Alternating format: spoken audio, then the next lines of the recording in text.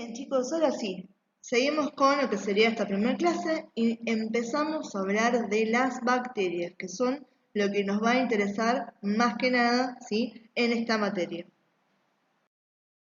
Bien, empezamos a hablar sobre las bacterias, ¿sí? Sabemos que las bacterias son organismos unicelulares, están compuestos por una sola célula, que esa célula es de tipo procariota, ¿sí? Por lo tanto, no tienen núcleo y su material genético se va a encontrar suelto en el citoplasma, ¿bien? También, perteneciendo a la caracterización de ser procariotas, sabemos que no tienen organelas separadas por membranas, no hay compartimentos internos como encontraríamos en una célula eucarionte, ¿sí? Y vamos a ver que sus ribosomas, que son sumamente importantes, que también los tienen, ¿sí?, tienen ciertas diferencias con los que conocíamos o recordábamos de la célula eucariota, que era la más estudiada, ¿sí? Después tenemos en claro que estudiamos estas bacterias, ¿sí?, en el rango de lo que es la microbiología, porque son muy pequeñas, ¿sí? Las encontramos en el rango de 0,2 a 2 micrómetros, ¿sí? Muy chiquitas, ¿bien? Y estas son muy utilizadas, ¿sí?, muy estudiadas porque las encontramos en una gran variedad y las encontramos en una gran cantidad de lugares, ¿sí?, prácticamente en todos lados. Si alguna vez se sienten solos, sepan que están rodeados todo el tiempo de millones de bacterias. En sus manos, en su interior, ¿bien? Estamos llenos de bacterias, ¿bien?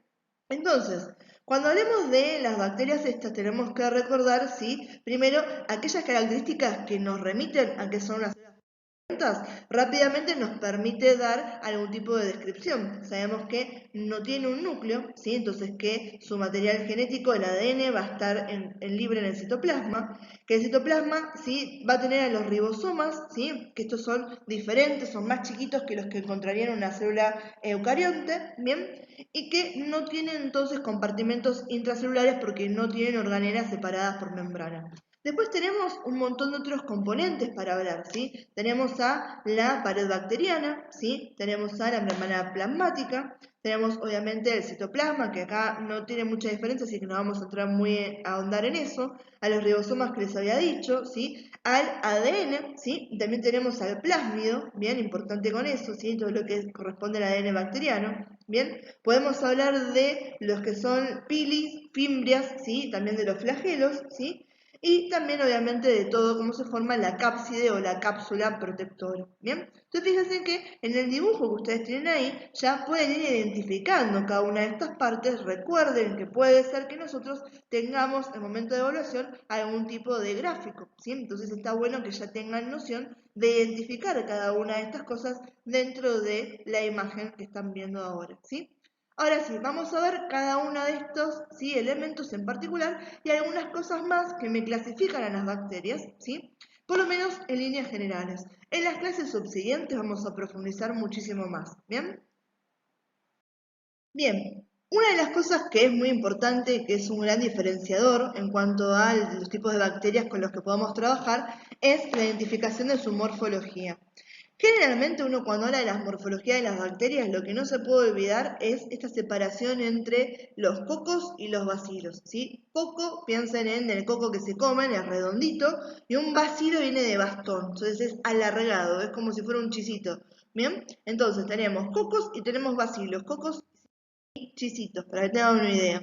Después hay otras aceptaciones, que es como las que estamos viendo acá, que hay diferentes, ¿sí?, características que tienen, ¿sí?, dentro de los cocos y dentro de los bacilos.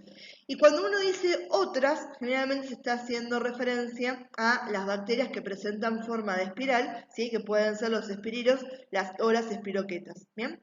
Entonces, para tener bien en claro, ¿sí?, una morfología completa de las bacterias, lo que tenemos que saber nosotros que estamos estudiando a profundidad esto y que nos interesa conocer más que lo del común de la gente, es que hay diferentes formas más allá de los cocos y los bacilos. Pero esas dos son las primeras que ustedes tienen que tener en la cabeza para entender, ¿sí?, cuál es la morfología del otro y poder distinguirla, ¿sí? Si hablamos de los cocos, estas son esféricas, ¿sí?, o son ovoides, son redonditas.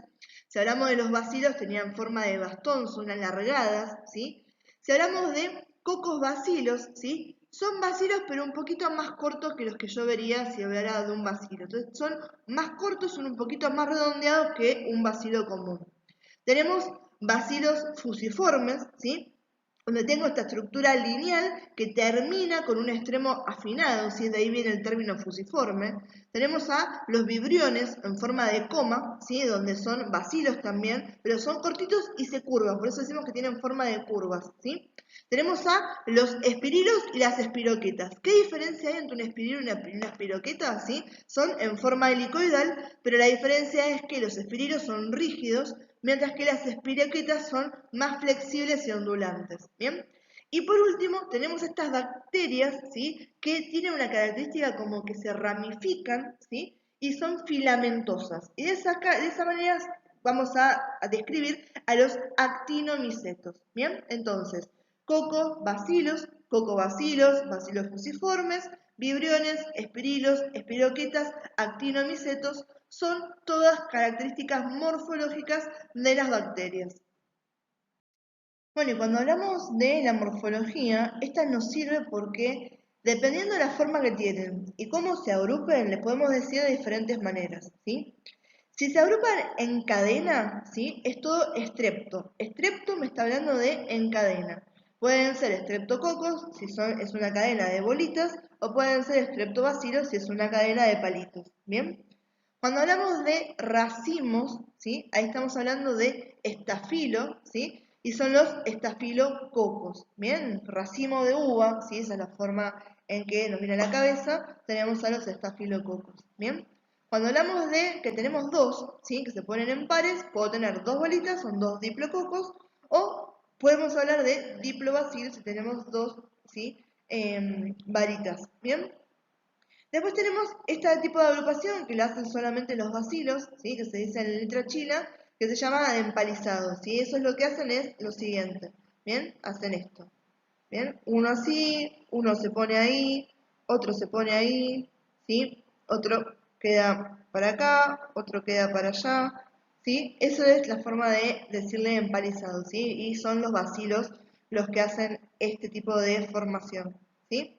Después tenemos en tetradas, ¿sí? Donde tenemos cuatro, esto se aplica a los cocos, ¿bien? Cuatro bolitas son tetradas, y parecido a esto, pero no es igual, cuando se forman, ¿sí? Estructuras cúbicas, ¿sí? De los cocos tenemos a las llamadas sarcinas. Bien, y acá tenemos lo que les comentaba recién, ¿sí? En imágenes para que se entienda perfecto todo el tema de las formas que pueden tener, ¿sí? Acá tenemos a los cocos, ¿bien? Puedo tener cocos, ¿sí? Solitos, puedo tener diplococos cuando son dos, puedo tener estafilococos cuando se agrupan en racimos, ¿sí? Puedo tener estreptococos cuando se agrupan en cadenas, ¿sí? Tengo tetradas cuando se agrupan en grupos de cuatro y tengo sarcinas cuando forman esta estructura tridimensional cúbica. ¿Bien? Cuando hablamos de los bacilos, tienen esta forma. Fíjense en que es forma, ¿sí? Como si fuera nada más un palito. ¿Sí? Si se juntan dos, tengo diplobacilos. ¿Sí? Si tengo una cadena de bacilos, tengo un estreptobacilo. ¿Sí? Si me forman esto que eran las famosas letras chinas, tienen forma de emparizada. Y si esos bacilos son un poco más cortos y tienden a ser redonditos, ¿bien? Terminan siendo, ¿qué cosas? Cocobacilos, ¿bien? Después tenemos a estos que son los bacilos fusiformes, ¿sí? Son bacilos fusiformes porque tengo un bacilo, ¿sí? Y tengo toda una parte que está un poquito más apelmazada, ¿sí? Y luego tenemos los que tenían forma de coma, que son los vibriones, ¿bien? Tenemos a los espirilos, tenemos a las espiroquetas, ¿sí? Y después tenemos a los actinomicetos para tener una idea de cómo son. Bien, fíjense que hasta ahora lo que nos ha interesado son aquellas cuestiones con respecto a las bacterias que nos permiten clasificarlas, ¿sí? Saber cuál es su forma me permite clasificarlas, si no es un coco con un bacilo, saber cómo esa morfología ahora se está agrupando, también es importante, ¿sí? ¿Es un estafilococo o es un estreptococo? ¿Sí? Necesito saber la diferencia, ¿es un racimo o es una cadena? ¿Bien? Y otro diferenciador muy importante y ampliamente utilizado, es una de las primeras divisiones que hacemos desde la clínica con respecto a las bacterias para poder empezar a pensar qué bacteria es la que tengo que me está causando ese problema, es la coloración de la pared bacteriana, ¿sí? En base a los componentes que tiene la pared bacteriana, y lo que ustedes hacen en el laboratorio con la famosa tinción de Gram es que podemos separar a las bacterias en bacterias gram positivas que adquieren una coloración azul violácea y aquellas bacterias que son gram negativas, ¿sí? Que adquieren esa coloración, ¿sí? Rosa, ¿sí? Tirando a rosáceo, ¿bien? Entonces, como les decía, esto deviene de qué cosa? De la estructura de la pared bacteriana.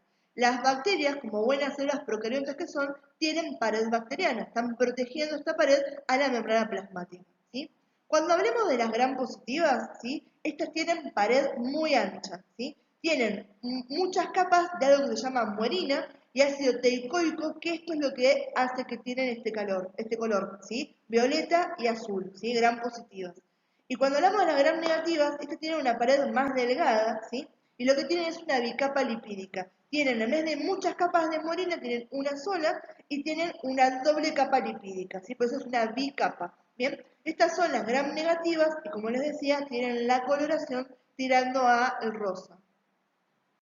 Bien, y acá para que ustedes lo vean y se lo lleven, ¿sí? En los ojos tenemos esa distinción entre las gram negativas y las gram positivas, ¿sí? Las gram positivas es la que tenemos en la derecha. Fíjense en que tenemos muchas capas de muerina, que es este péptido glicano, ¿bien? Y que estas son las que tienen la coloración tirando a lo que va a ser el violeta y el azul, ¿sí? Es esto lo que se tiene de esa manera, ¿bien? Y fíjense cómo está por arriba de la membrana plasmática, ¿bien? Que es lo que tengo inmediato ahí protegiendo al ADN en lo que es este gráfico, ¿sí? Y hacia la izquierda tenemos a las gram negativas, ¿bien? Las gram negativas, las que se tenían de color rosáceo. Fíjense que tenemos una sola capa, ¿sí? De muerina, ¿sí? De este péptido glicano, y luego tenemos una capa lipídica. Pues ustedes tienen una bicapa lipídica, ¿bien? Arriba, como están viendo, ¿sí? Entonces, esa es la diferencia. ¿Dónde viene la diferencia? ¿Dónde se adquiere la coloración? En estos componentes de la pared, ¿sí? De la célula, ¿bien? Por fuera ahora de lo que sería la pared celular tenemos la cápsula, ¿sí? Que es la cápsula bacteriana, ¿sí? Esto está formado por polisacáridos y por proteínas, ¿sí? Donde tenemos el glicocálix, ¿bien? Y tiene una función muy importante para la bacteria en cuanto a garantizar su supervivencia, ¿sí? Por un lado, le permite, ¿sí? Adherirse a la superficie donde tienen que estar, porque tiene una consistencia, ¿sí? Más o menos mucosa, ¿sí? Una consistencia mucosa, como si fuera un gel, eso es lo que permite pegarse a las células, ¿bien? Y por otro lado, lo que hace esta capa es permitirle a la bacteria resistir y protegerse frente a todos los ataques del sistema inmune, ¿sí? Los ataques también de otras bacterias, ¿bien? Entonces, esta envoltura externa le ofrece a la bacteria resistencia, protección y le permite adherirse a los lugares, ¿sí? Entonces, resistente, ¿por qué? Porque es más difícil, ¿sí? Que pueda ser digerida, ¿sí? Que pueda ser fagocitada con esto, es más difícil que la puedan atacar, ¿sí? Otros virus, por ejemplo, u otras bacterias, ¿bien? Y además, a nosotros nos interesa, ¿sí? La cápsula bacteriana porque es la serología, ¿sí? Diferentes antígenos que están en la cápsula nos permiten a nosotros hacer la diferenciación en diferentes tipos serológicos. ¿Bien? Entonces, esta es importante, ¿sí? No es vital, es importante, ayuda mucho a la supervivencia. Si, por ejemplo, porque algún tipo de ataque la bacteria pierde la cápsula, ¿sí? No se muere la bacteria. Ahora, sí afecta el tema de qué tan virulenta es, qué tan efectiva va a ser para generar una infección. ¿Bien? Entonces, con esto es muy bueno, nosotros también lo podemos ver en el microscopio, también utilizando una tinción, ¿sí? En este caso se utiliza la tinta china para poder visualizar bien y estudiar todo lo que es la cápsula bacteriana. Bien, ustedes ya me conocen, que a mí me gusta siempre darles la oportunidad que quizás de algún gráfico o algo no quedaba claro y con otro tipo de imagen por ahí se entiende mejor, es más lindo, ¿sí? Se puede agregar un poco más de información, ¿bien? Entonces acá seguimos con este tema de la distinción entre la pared de las bacterias, ¿sí? Lo que nos permitía mediante la tinción de Gram separarlas en bacterias Gram positivas y Gram negativas, ¿bien? Fíjense acá que lo que estamos viendo es al microscopio justamente un montón de bacterias que presentan ambos colores, ¿bien? Las que vemos de color violeta o azul son las gram positivas, ¿bien? Estas que tenían una gran capa, ¿sí? De este péptido glicano que era la muerina, ¿bien? Fíjense acá, la podemos ver, ¿sí? En lo que sería una imagen real del microscopio. Bien, del otro lado tenemos a las que se tiñen de color rosáceo, ¿sí? Estas son las gram negativas, ¿bien? Estas tenían una sola capa de morina, pero lo que tenían era una doble bicapa lipídica, ¿sí? Tenemos la normal de la membrana plasmática y tengo otra capa, ¿sí? Lipídica por arriba en lo que sería esta cápsula. Bien, esas son las que hacen que se tiñan de color rosáceo, ¿sí? Son las gram negativas. De vuelta, acá las podemos ver, ¿sí? Cómo se nota, ¿sí? Esa doble membrana, bien, en una visión real del microscopio. Y acá tenemos, ¿sí? La técnica de tinción de Gram. ¿Sí? Uno fija a las bacterias al portaobjetos, ¿sí? Con calor o con metanol, y luego empieza todo el tema de la tinción. Lo primero que utilizamos es el cristal violeta, ¿sí? Se agrega este colorante primario, bien, se lo deja un minuto actuar y luego se lo enjuaga. Como segundo paso, se usa de mordiente al lugol, ¿sí? Se lo deja actuar también aproximadamente un minuto, se lo vuelve a enjuagar. Tercer paso, utilizamos un decolorante, que puede ser el alcohol, puede ser la acetona. Una vez que eso actúa, lo enjuagamos. Y por último, utilizamos el colorante secundario, que es la safranina. De vuelta, lo dejamos actuar por un minuto, se enjuaga y ahora se deja secar todo esto para después poder verlo en el microscopio. ¿Sí? Cuando los veo ¿sí? de rosa, son las gram negativas, y si las veo de color violeta barra azul, son las gram positivas.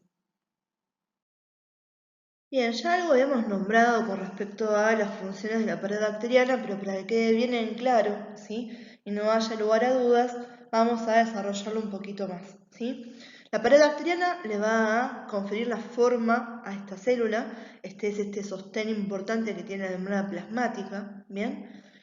Asociado a este tema de conferir la forma, tiene que ver esa función de protección cuando se encuentre esta bacteria en medios hipotónicos, ¿bien? Donde está baja la presión osmótica, lo que puede hacer entonces que ingrese más fluido hacia dentro de la célula y obviamente si ingresa mucho fluido, esta puede estallar, ¿sí? Se produce la lisis celular. Entonces la pared ¿sí? bacteriana lo que está haciendo es evitar que suceda eso, ¿bien? Tiene poros que hacen que sea permeable, ¿sí? No puede ser hermética porque si no la bacteria no tendría comunicación con el medio externo, ¿bien? Por lo tanto, es permeable para sustancias de bajo peso molecular, pero confiere cierta protección de barrera frente a sustancias que sean tóxicas, tanto de origen químico como de origen biológico. Otra de las características que tenemos para estudiar con respecto a las bacterias es la membrana plasmática. Químicamente va a ser muy parecida, por no decir igual, a la de las células eucariotas que ya hemos estudiado en biología. ¿Qué quiere decir esto? Que contiene proteínas, contiene fosfolípidos, contiene colesterol, hidratos de carbono. Ahora, ¿por qué es interesante volver a recordar esta estructura química?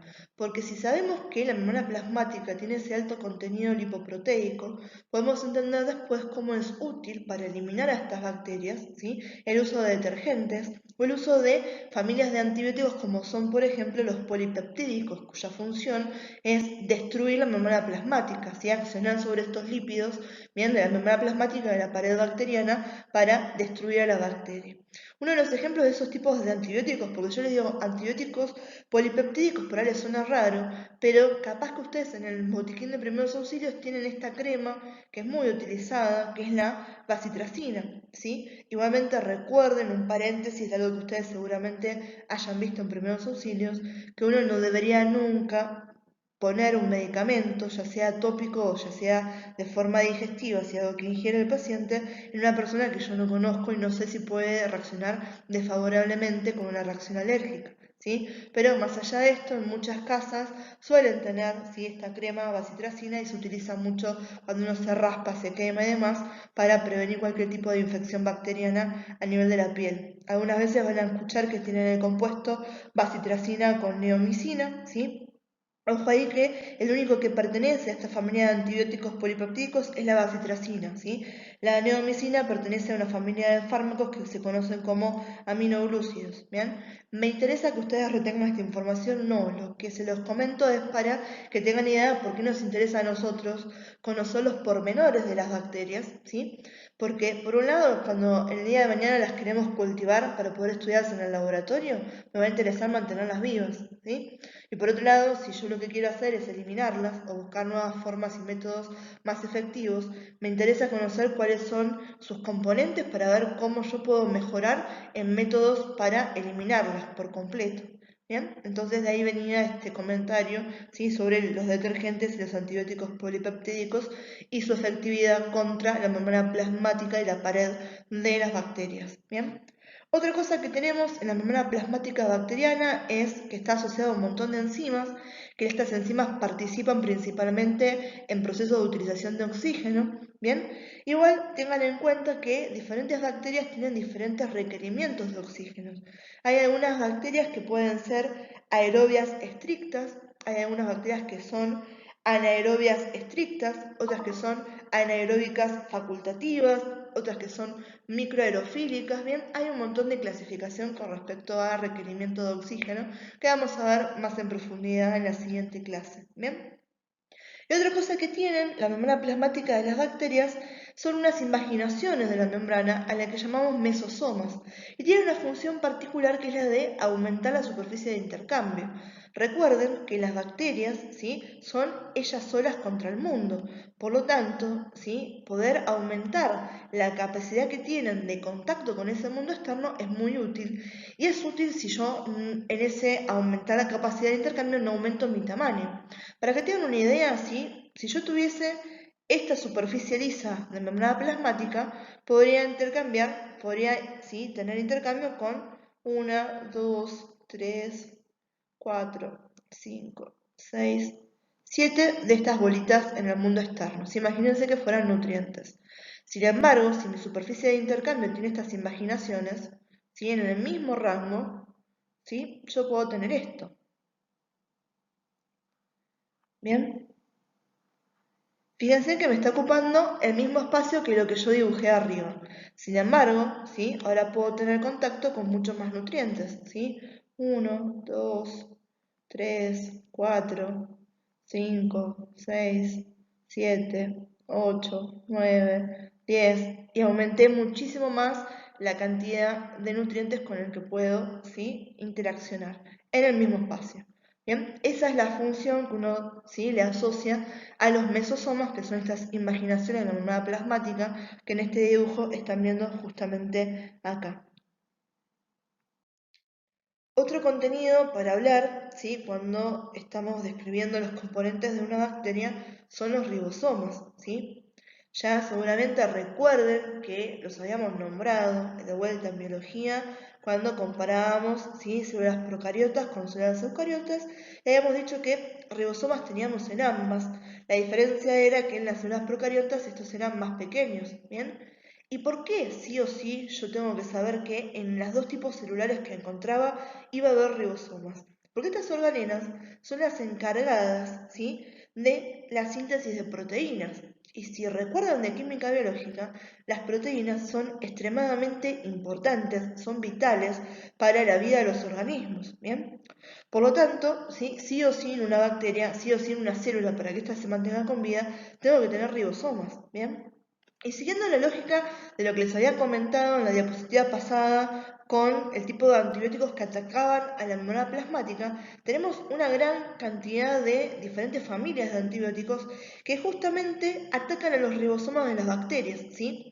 Uno se los nombré en el anterior, ¿se acuerdan que les dije que con la bacitracina teníamos a veces otro componente que era la neomicina, que era un aminoglúcido? Bien, justamente los aminoglúcidos, ¿sí?, este tipo de antibióticos actúa destruyéndome a los ribosomas, ¿sí? Otro tipo de antibiótico que seguramente les suene, ¿sí?, son las tetraciclinas. Estas también actúan, ¿sí?, destruyéndome a los ribosomas. Tenemos también a las familias de las lincosamidas, ¿bien?, las familias de los macrólidos y las familias de los cloranfenicoles, ¿bien?, que también todos esos son nombres de antibióticos que actúan destruyendo los ribosomas, ¿bien? Estos ribosomas que los voy a encontrar libres en el citoplasma, acuérdense que son organelas que no están envueltas por membranas, ¿bien? Los puedo encontrar de forma individual o los puedo encontrar formando cadenas, ¿bien? muy parecidos en su conformación a lo que conocemos de los eucariontas. La diferencia principal es el tamaño y la función es exactamente la misma, la síntesis de proteínas. Por eso era tan útil el tema de tener estos diversos antibióticos que actúan justamente atacando y eliminando los ribosomas. Si yo elimino el ribosoma de la bacteria no puede producir proteínas vitales y sin esas proteínas vitales la bacteria se muere. Otra estructura que tenemos para describir es el flagelo. ¿Sí? Esta estructura no es esencial para la bacteria, pero sí es importante al punto de que le confiere la capacidad de movimiento, ¿sí? Diciendo que es una célula encontrada del mundo entero, ¿sí? Moverse quizás sea algo que le sirva bastante, ¿bien? Pero de vuelta no es algo esencial. Los flagelos están compuestos por una proteína que buchonamente se llama flagelina, que se ubica en la parte exterior a la membrana plasmática y está adherida a la misma mediante estructuras discoidales formadas por proteínas. Bien, como les decía, estos les permiten el movimiento a la bacteria. Dependiendo de la cantidad y la ubicación que tengan, ¿sí? Estos flagelos, van a haber diferencias en la forma en que las bacterias se mueven, si lo hacen lento, si lo hacen rápido, si lo hacen en forma recta, si lo hacen en forma helicoidal o saltatoria, ¿bien? Y como les decía, estos flagelos, ¿sí? Que pueden venir de diferentes características, pueden tener uno, pueden tener un montón, pueden estar ubicados solamente en un polo, pueden estar ubicados en ambos polos, sino alrededor de toda la bacteria, permiten una nueva clasificación de las bacterias en base a los flagelos, ¿sí? Que es lo que están viendo arriba a la derecha. Bacterias monótricas, lofótricas, anfítricas, perítricas, ¿bien? ¿Me va a interesar que ustedes conozcan eso? No, os estoy nombrando a modo de que sepan que incluso una estructura como el flagelo me puede permitir a mí distinguir una bacteria de otra. ¿Bien? No lo vamos a poder ver en el microscopio de una, ¿sí? En el microscopio óptico, sino que para poder observarlos y que esto se manifieste vamos a tener que usar diferentes tinciones. ¿Bien? Pero bueno, para que tengan una idea, entonces flagelos, estas estructuras ubicadas fuera de la membrana plasmática, que tienen como función movilizar a la bacteria y que están compuestos por una proteína que se llama flagelina y que incluso nos pueden permitir cierta clasificación de las bacterias, ¿sí? Es esto que se llama flagelo. Bien, tenemos ahora a las fimbrias, o le podemos decir pili. Decir fimbria o decir pili es exactamente lo mismo, ¿bien? Me lo pueden nombrar como más les guste. Mientras que no se me confundan y me digan que esto es lo mismo que un flagelo, ¿sí? Ojo con esto, chicos, las fimbrias o pilis no tienen función de movilizarme a la bacteria, no tienen nada que ver con los flagelos en ese sentido. El único punto en común que tienen las fimbrias con los flagelos es que están hechos de proteínas, nada más. Después no tienen nada que ver una cosa con la otra, ¿sí? Entonces, estamos hablando de que las fimbrias o pilis están formadas por filamentos proteicos cortos que se proyectan por fuera de la pared celular y cumplen dos funciones muy importantes, si bien no son, ¿sí? Esenciales para la vida de la bacteria. Por un lado, la función es adherirse a la superficie de los tejidos, ¿sí? Estos fimbrias o pilis pueden adherirse a receptores específicos, ¿sí? Sobre todo en los epitelios, entonces les sirve muchísimo a la bacteria para poder colonizarlos, ¿bien? Y después lo que tienen, ¿sí? Ojo con esto que no es una forma de reproducirse, sino que es un proceso que se llama conjunción, es el proceso mediante el cual, ¿sí? Una bacteria puede transmitirle, ¿sí? Información genética a otra, ¿sí? Mediante ADN extracromosómico que se llama plásmido. Y esta es una función extremadamente importante, ¿sí? Y primordial cuando uno habla de la formación de resistencia antibiótica. ¿Cómo puede ser que una colonia de bacterias ahora se me vuelva resistente a un antibiótico? Porque basta con que una de ellas haya aprendido a sobrevivir a ese antibiótico para que le pase esa información a otra, ¿sí? A través de este plasmido, a través de este proceso, y ahora tengo, ¿sí? Un montón de bacterias que ya saben directamente o tienen la información genética directamente para resistir a un antibiótico. ¿Sí? ¿Qué es lo que están viendo? ¿Sí? Al costado, fíjense en que se produce, ¿sí? Una partición, ¿sí? Una replicación de ese plásmido que ahora lo está aceptando la otra. Después cuando ya empiecen a estar un poco más cancheros con genética, van a ver, ¿sí? Que es justamente porque tienen ahí al ADN polimerasa, me está sintetizando otra cadena circular de ADN que ahora se la llevó el nuevo donante. ¿Y cómo se transmite de uno a otro? Bueno, a través de estas fimbrias o pilis. Bien, acá estamos teniendo un chiste, ¿sí? Pero simplemente para que ustedes recuerden el concepto de cómo se reproducen las bacterias, que es por fisión binaria, ¿sí? La fisión binaria es una forma de reproducción asexual en la cual las bacterias lo que hacen es duplicar su material genético, ¿sí? Esto queda, ¿sí? Perfectamente dividido, ¿sí? Igual, dos copias exactas. Luego se reparte de forma equitativa, ¿sí? El citoplasma y se divide por completo, dando lugar a dos células hijas. ¿Bien? Entonces de una bacteria ahora tengo dos. Bien, y esto sigue de forma exponencial. De 2 tengo 4, de 4 tengo 8, de 8 16, de 16 32. Bien, bueno, así seguimos. Bien, entonces para que tengan en cuenta, fisión binaria es la forma asexual, ¿sí? De reproducción de las bacterias. ¿Sí? Bien, de esto ya veníamos hablando, lo nombramos recién cuando hablábamos de la conjunción y hablábamos de fisión binaria, ¿sí? En una repartíamos el plásmido y en otra repartíamos el material genético que es el ADN bacteriano, ¿sí? Entonces, para que nos quede bien en claro, vamos a poner bien en detalle estos conceptos.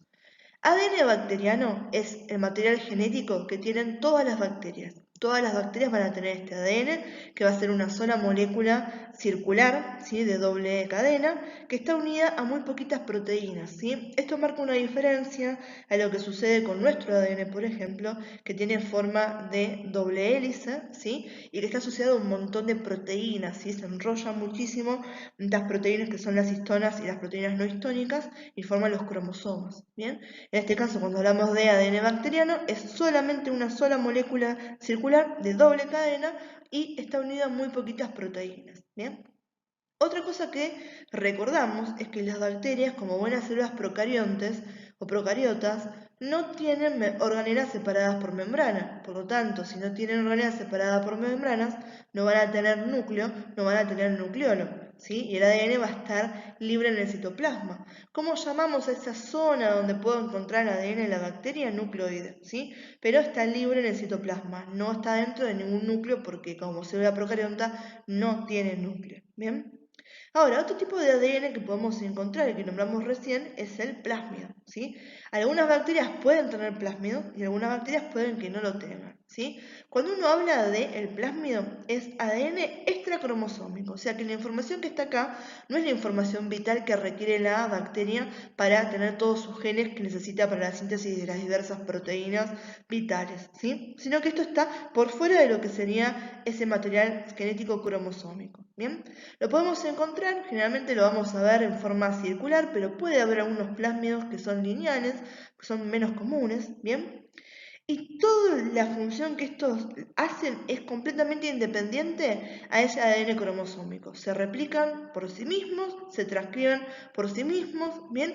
Y participan no en el proceso de división, ¿sí? Esta fisión binaria, sino que participan en ese proceso llamado conjunción, que era pasarse información de una bacteria a otra a través de los pilis o las fimbrias.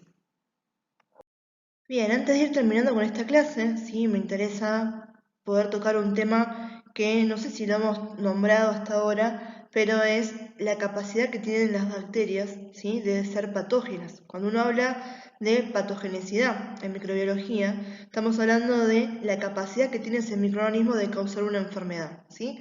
Que es diferente a cuando uno habla de virulencia, ¿bien? Entonces, cuando uno habla de virulencia es que es tan efectivo, ¿sí? O qué tan grave es ese desarrollo de la enfermedad. Pero si es patógeno o no es patógeno, quiere decir si provoca o no provoca enfermedad. Cuando hablamos de las bacterias, estas tienen la capacidad de volverse patógenas, ¿sí? Hay unas que ya las conocemos directamente como que son patógenas y otras que quizás las conocemos como comensales, como por ejemplo la Escherichia coli, y vemos después que pueden ser uropatógenas o enteropatógenas dependiendo de qué está pasando. ¿Bien?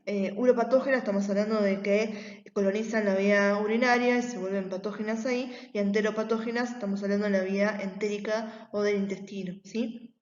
Y obviamente después remorcar ahí también el tema de que no solamente pueden volverse patógenas, sino que pueden volverse resistentes a los antibióticos, y ahí estamos en problemas, ¿sí? Que es, seguramente me van a escuchar nombrarlo 28.000 veces, si los digo en cada materia que puedo y que tengo acercamiento a ustedes desde un punto de vista de la salud pública, no se automediquen porque la resistencia a los antibióticos es un problema enorme que estamos teniendo, ¿sí? Intranosocomial, porque cada vez tenemos bacterias y microorganismos multiresistentes y nos estamos quedando sin vías de tratamiento. Bien, chicos, y esto es apenas un tentempié, o sea, un chiquitito microscópico de algo que se va a venir con todo la clase que viene, que es que tenemos mucha más diversidad de las que estuvimos tocando, ¿sí? En esta clase con respecto a las bacterias y los microorganismos, ¿sí? Una de esas diversidades de las cuales no hablamos y que es muy importante tiene que ver con la vía nutricional, ¿sí? De dónde obtienen las energías, ¿sí? La energía para vivir estas bacterias o estos microorganismos, si fermentan o no fermentan la glucosa, ¿sí? En qué medios viven, ¿sí? Si resisten o no a las temperaturas altas o bajas, ¿bien? Si resisten a medios alcalinos o ácidos, ¿bien? Entonces son muchas cosas que nos pueden seguir incluso diversificando a las características que tenemos con las bacterias y que vamos a tener que estar aprendiendo y que vamos a tocar la clase que viene. Bien, como siempre, no se queden con dudas, lo que necesiten preguntar, lo que no se haya entendido, lo que quieren que se explique nuevamente, me avisan, utilicen los medios de comunicación que tienen disponibles, así van llevando la materia de la mejor manera posible. Nos vemos en la clase que viene.